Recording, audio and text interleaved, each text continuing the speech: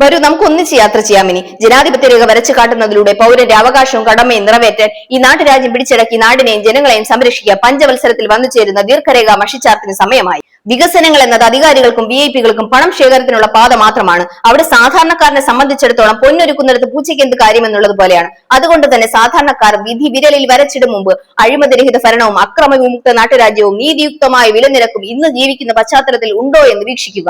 ആ സ്ഥാനത്ത് ആര് നയിച്ചാൽ സാധാരണക്കാരന് കാലിടറാതെ ജീവിക്കാൻ കഴിയുമെന്ന് ചിന്തിച്ച് തീരുമാനമെടുക്കുക.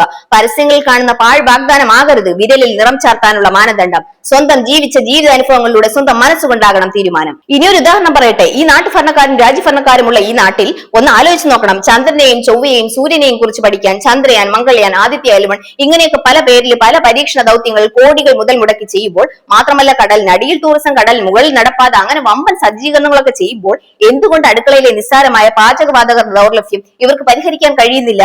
അപ്പോ അത് കോടികളുടെ ബഡ്ജറ്റിൽ കഷ്ടപ്പെട്ടാൽ കോടികൾ ലാഭം കൊയ്ത് സ്വന്തം കൈകളിലാക്കാൻ പണം. അല്ലാതെ ഈ അടുക്കള പ്രശ്നത്തിൽ കടുക് വറുത്താൽ ഇടിയപ്പത്തിന്റെ നൂലഴിക്കുന്നത് പോലെ പ്രത്യേകിച്ച് വലിയ മെച്ചമൊന്നും ഉണ്ടാകില്ല. അതായിരിക്കാം ഈ കണ്ണടച്ചിരിട്ടാക്കുന്നത്. ഇനി ഒരു കുശലം കൂടി പറയട്ടെ. നമ്മൾ റോഡിൽ പുറത്തേക്കൊക്കെ നോക്കുമ്പോൾ നിറയെ പാചകവാതക കുറ്റികളുമായി വാഹനങ്ങൾ ചീറിപ്പാഞ്ഞു പോകുന്നത് കാണാം. പക്ഷെ നമ്മൾ ബുക്ക് ചെയ്ത ഗ്യാസ് കുറ്റിയോട്ട് കിട്ടുന്നുമില്ല.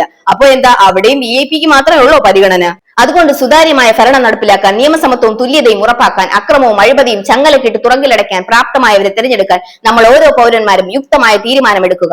മറക്കണ്ട, ഏപ്രിൽ 9 നാടിന്റെ തലവര കുറിക്കുന്ന അങ്കത്തട്ടിൽ എല്ലാ പൗരന്മാരും പങ്കാളികളാവുക. അവസരം വിനിയോഗിക്കുക. ജനാധിപത്യം നടക്കട്ടെ, ജനങ്ങൾ ജീവിക്കട്ടെ.